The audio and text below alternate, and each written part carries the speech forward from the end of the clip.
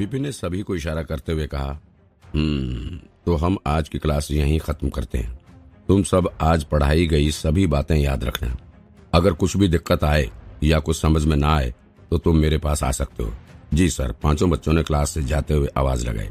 हालांकि उन सबको आज कम ही सीखने को मिला था, क्योंकि कोई ना कोई उन्हें बीच में टोके जा रहा था, लेकिन फिर भी जितना पढ़ाया गया उतना बहुत अच्छे से सीख लिया था उन्होंने।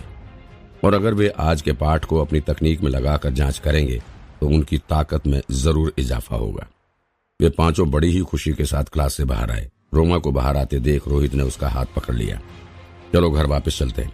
घर वापस चलते हैं? क्यों, क्या हुआ भाई? हमें घर क्यों जाना पड़ेगा? रोमा को चिंता हुई।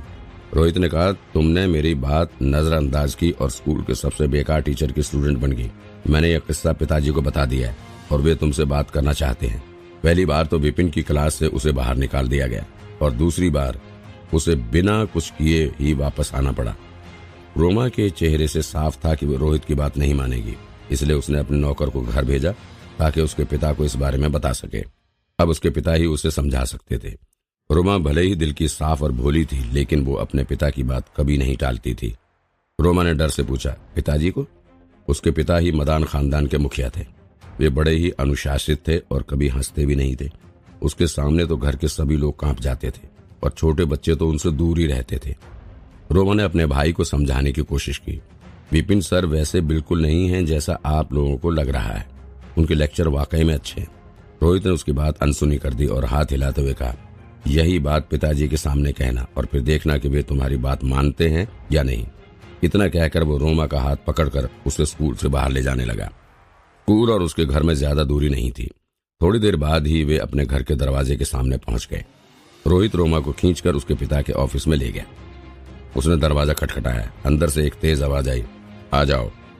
ये आवाज उसके पिता की थी। रोहित भी उनकी आवाज सुनकर कांप गया। जी, इतना कहकर रोहित और रोमा कमरे के अंदर घुसे।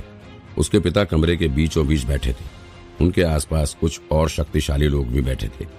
उनके साथ एक लड़का भी बैठा था। वो उस लड़के को फौरन पहचान गई। वो अक्षत मदान था। वो भी मदान खानदान का था। उसके पिता की भी मदान खानदान में अच्छी पहुंच थी। रोमा अक्षत के साथ ही कराटे स्कूल में गई थी। उन दोनों को शर्मा सर का स्टूडेंट बनने के लिए सलाह दी गई थी, लेकिन आखिर में अक्षत शर्मा सर का स्टूडेंट बन गया था, जबकि रोमा ने विपिन सर को अपना टीचर बना लिया था। कमरे का माहौल तनावपूर्ण लग रहा था। रोमा भी डरी हुई थी। उसने झुककर अपने पिता को नमस्ते कहा, पिताजी। उसके पिता के चेहरे पर गुस्सा दिख रहा था। घुटनों पर बैठो। किसी की तकनीक सुधारने में टीचर का बहुत बड़ा हाथ होता था। स्कूल जाने से पहले उन्होंने कई बार रोमा को याद दिलाया था कि उसे सिर्फ शर्मा सर की क्लास में दाखिला लेना चाहिए, लेकिन इस लड़की ने, वो किसी की बात क्यों नहीं मान सकती? क्या उसे स्कूल के सबसे बेकार टीचर को ही अपना टीचर बनाना जरूरी था? जब उन्हें इस बात की जानकारी मिली तब उन्हें इतना गुस्सा आया था कि अभी उसे वापस बुला ले। रोमा घुटनों के बल बैठी जमीन की ओर देख रही थी। वो बुरी तरह कांप रही थी। उसके पिताजी बोले, क्या तुम अपनी गलती मानती हो? मैं? रोमा की आवाज लड़खड़ाई। हर कोई अपनी इच्छा से किसी भी टीचर की क्लास में दाखिला ले सकता है, इसलिए मैंने तुम्हें शर्मा सर को चुनने के लिए फोर्स नहीं किया। लेकिन क्या तुम्हें विपिन सर का स्तर नहीं पता था?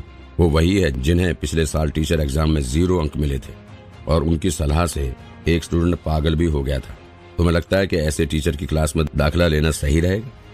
रोमा के पिता ने गंभीरता से कहा, अगर तुम्हें उसके बारे में पता नहीं था और उसने तुम्हें बेवकूफ बनाया है तो भी मैं तुम्हें माफ कर सकता था, लेकिन फिर तुमने अपने भाई की बात क्यों नहीं सुनी? मुझे पता चला कि रोहित ने तुम्हें उसकी क्लास से दाखिला वापस लेने के लिए कहा था, लेकिन तुमने उसे मना कर दिया।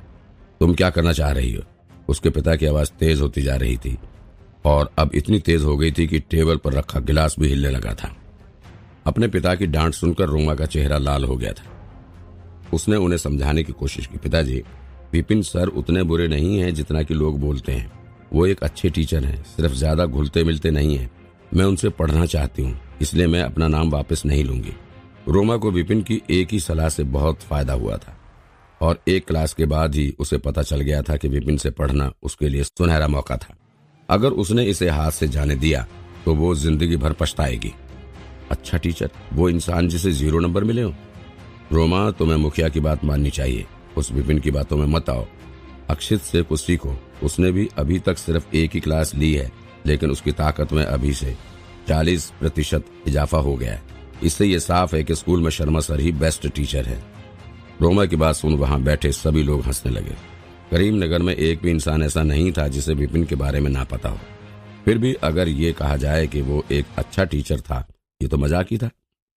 अपनी बेटी की बात सुनकर मुखिया बोले, तुम, मुझे कोई फर्क नहीं पड़ता कि तुम क्या मानती हो, तुम बस अपना नाम उनकी क्लास से वापस ले लो आज ही। अगर तुमने ऐसा नहीं किया तो दोबारा इस घर में कदम मत रखना। रोमा भले ही छोटी थी लेकिन वो जिद्दी थी। वो खड़ी हुई और सिर उठाकर बोली, आपने कभी विपिन सर के लेक्चर नहीं सुने हैं तो आप कैसे कह सकते हैं कि उन्हें कुछ नहीं आता? आप बिना कुछ जाने मुझे उनकी क्लास से नाम वापस लेने के लिए कैसे कह सकते हैं?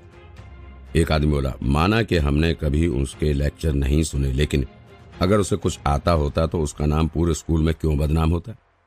दूसरा आदमी बोला, मिस रोमा मदान, जिद मत करो, दूसरे भी स्टूडेंट्स हैं जो ये बता सकते हैं कि उसके लेक्चर अच्छे हैं या नहीं। तुम्हें क्या लगता है सिर्फ तुम ही एक बेहतरीन स्टूडेंट हो? रोमा आगे बोली, मुझे नहीं पता कि कैसे टीचर एग्जाम रिजल्ट्स गलत आए, लेकिन मुझे ये जरूर पता है कि विपिन सर ने मेरी टांग ठीक कर दी और मुझे अच्छी सलाह भी दी। उनकी सलाह से ही मेरी ताकत में 100% से भी ज्यादा की बढ़ोतरी हुई है। टांगे ठीक कर दी? क्या मजाक कर रही हो? तुम्हारी टांगें देश का सबसे बड़ा डॉक्टर भी ठीक नहीं कर सका, और तुम कह रही हो कि एग्जाम में 0 नंबर लाने वाले ने तुम्हारी टांगें ठीक कर दी? रोमा, अगर तुम उसके साइड में बोलना भी चाहती हो तो कम से कम सच तो बोलो। ऐसी बातें कर रही हो जो नामुमकिन है। उसके घर में सभी को उसकी टांग की चोट के बारे में पता था। रोमा की बातें सुनकर सभी उसका मजाक उड़ा रहे थे। सबके चेहरे पर अब विश्वास देखकर रोमा को लगा कि जब तक वो सबूत दिखाएगी तब तक कोई उसकी बात नहीं मानेगा। अगर आप सबको विश्वास नहीं हो रहा तो मैं अभी साबित कर देती हूँ। वो एक कोने में पड़े ताकत गिनने वाली दीवार के पास गई और उस पर अपनी टांग से एक किक मारी। धाड़, खंबा हिल गया और उस पर अंक आ गए 205। क्या? अंक देखकर उसके पिता को विश्वास नहीं हो रहा था। जो लोग पहले रोमा को डांट रहे थे वे सब भी चकित थे। कुछ लोगों ने तो खुद रोमा की चोट की जांच की थी और सबने यही कहा था कि उसकी चोट को ठीक करना नामुमकिन था। सभी को लगा था कि उसकी टांग में फिर से ताकत डालना नामुमकिन था, और उतनी गहरी चोट के बाद रोमा का अपने पैरों पर चल पाना ही एक चमत्कार था। लेकिन उसकी टांगों में तो 205 किलो की ताकत थी। ऐसा कैसे हो सकता था? दीवार को किक मारने के बाद भी रोमा रुकी नहीं। उसने अब की बार दीवार पर पंच मारा। धाड़, दीवार पर अंक आ गए 120। उसकी मुट्ठी में 120 किलो की ताकत। मुखिया अचानक से खड़े हो गए और बेचैनी से बोले, तुम तो अभी भी लेवल 1 स्टेज 1 पर ही हो। कल जब तुम यहाँ से निकली थी तो तुम्हारी मुट्ठी में सिर्फ 53 किलो की ताकत थी। एक ही दिन में तुमने 120 किलो की ताकत कैसे ली? लेवल 1 में लड़ाकू को सही तरीके से सांस लेना और हवा में ऊर्जा के कणों को पहचानना सिखाया जाता है, और इससे वे अपने ही शरीर में ऊर्जा के बहाव को देखने के काबिल बन सकते थे। स्टेज 1 में उन्हें 50 किलो की ताकत ही मिल पाती थी, स्टेज 2 में 70 किलो, स्टेज 3 में 90 किलो और स्टेज 4 में 110 किलो। ये वजन एक लड़ाकू अपनी ताकत से उठा सकता था, इसलिए अपनी मुट्ठी में इससे थोड़ी कम ताकत होना स्वाभाविक था। इससे उनकी मुट्ठी की ताकत उनके लेवल के आसपास ही होती थी। आमतौर पर 20% से 30% की बढ़त करना आम बात थी। शर्मा सर जैसे मशहूर टीचर भी सिर्फ 40% बढ़त ही करवा पाते थे। अपने लेवल को बिना पार किए लेवल 1 में ही 120 किलो की ताकत होना बहुत बड़ी बात थी। ये तो स्टेज 4 से भी ज्यादा ताकत थी। इसका मतलब तो ये हुआ कि एक ही बारी में इतनी बढ़त हो गई और लेवल बढ़ने के साथ ताकत और बढ़ सकती थी। दीवार को मारकर रोमा मुड़ी और शांति से कहा, मैं सिर्फ विपिन सर की सलाह के कारण कर पाई। एक ही सलाह से उसने इतनी बढ़ोतरी कर दी और तुम्हारी टांगें भी ठीक कर दी। मुखिया को अब भी विश्वास नहीं हो रहा था। वो चलकर रोमा के पास आए और उन्होंने उसकी टांगें देखी। एक ही झलक में उन्हें पता चल गया कि उनकी बेटी की टांग वाकई ठीक हो गई थी। स्कूल के सबसे बेकार टीचर होने के बाद भी वो न केवल ऐसी चोट ठीक कर पाया जिसे डॉक्टर भी ठीक ना कर सके, बल्कि एक ही सलाह में उसने इतनी बढ़ोतरी करवा दी। क्या ये सब सच था? थोड़ी देर बाद उन्होंने रोमा से पूछा, क्या तुम आज के लेक्चर के बारे में कुछ बता सकती हो? उन्होंने किस बारे में बात की?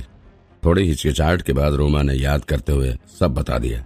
ठीक है, विपिन सर ने आज टेक्निक के बारे में बात की, लेकिन वो जो समझा रहे थे वो बहुत ही मुश्किल था।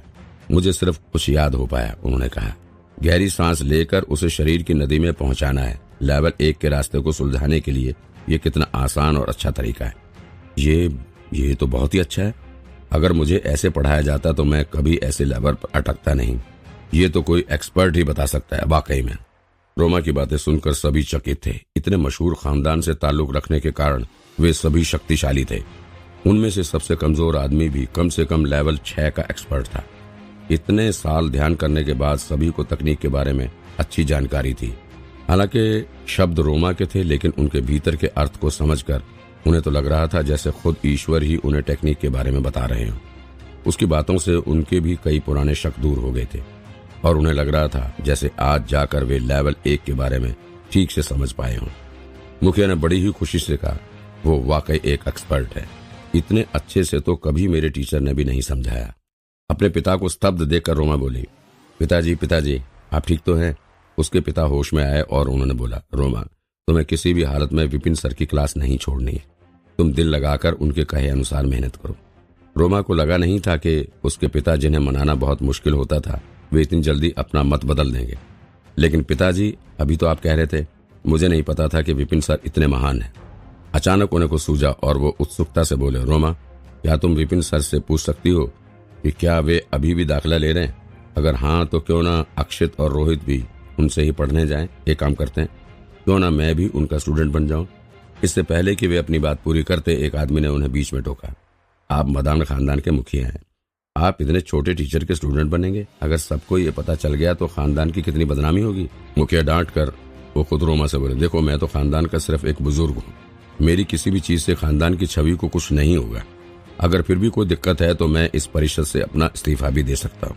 इसलिए क्या तुम विपिन सर से बात कर सकती हो कि क्या वे मुझे अपना स्टूडेंट बना सकते हैं? रोमा, रोहित और अक्षित तीनों मौन खड़े उनकी बातें सुन रहे थे।